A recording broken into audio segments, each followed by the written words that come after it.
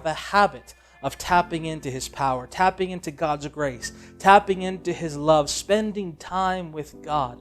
That has to be a habit in our life. Just like we talked about meditation in regards to our mind and filling our mind, we need to fill our soul with Him, with His presence. We need to spend time in prayer. Prayer is that opportunity that we have to engage with a living God and receive from the life that He has made available to us. We spend time with Him and we get filled with His presence. And likewise, we can help give His presence to others. It's like that river that comes in, and likewise, we can also give out. And so we need to be connected to the power source, because we don't work as Christians unless we're connected to Him.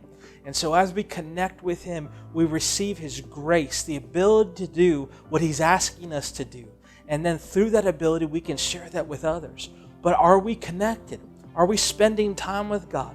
You know, those that do spend time with God can recognize others that spend time with God. It's recognizable, all right? And that's something we don't always talk about. We don't share because we oftentimes pray for those that aren't spending time with God. But we can tell when people are spending time with God. It's tangible. There's something different. There's a different aroma, so to speak, about them. And I'm not talking about a natural smell, but there is a life. There is a life that's about them. There's a vitality that's about them. And so those that are plugged into the power of God are operating usually on a different level. And doesn't mean they don't have faults. Doesn't mean there's not problems. But yet they're tapped into a power source that they're able to receive and give from. They're tapped into a joy where they're able to look at God and their heart's about pleasing God, and they're able to receive from His joy. It's hard to receive from God's joy if we're in rejection and shame and down our life. And so again, part of being spiritually healthy is tapping into the grace of God. It's tapping into His power. Psalm 46:10 says this. It says, "Be still and know that I am God. I will be exalted among the nations. I will be exalted in the earth." That first part, be still and know that I am God. There are times where we just need to be still. If you're having trouble connecting with God, go back to a little bit I was talking about meditation, where we need to just be still. Again, being still doesn't mean we're emptying our mind. It means we're filling it, but we're taking time to fill it.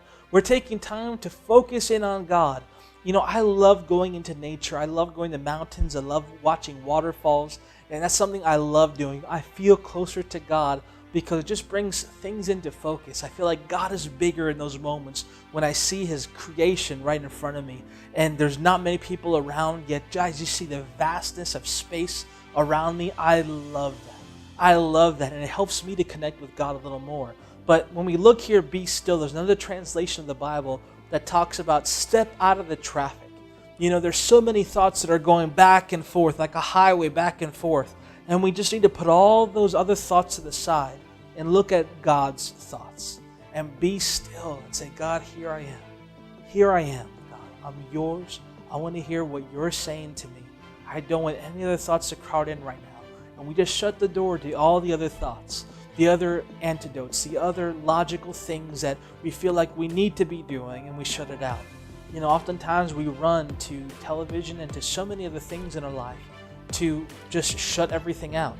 But God wants to be that one where we're running to Him to be still and know that He is God. He wants to make Himself known to us in greater ways. And part of that is that there needs to be a habit of stillness, a habit of stillness, a habit of quietness in our life where we take moments to be quiet, to hear, to listen, to receive, to ask. When we ask God a question, take a moment to look, all right, and to see and perceive what He's saying to you. And even if He doesn't speak in that moment, you keep looking. You keep looking. It's hard to keep looking if your mind is full of thoughts that are going 100 miles per hour.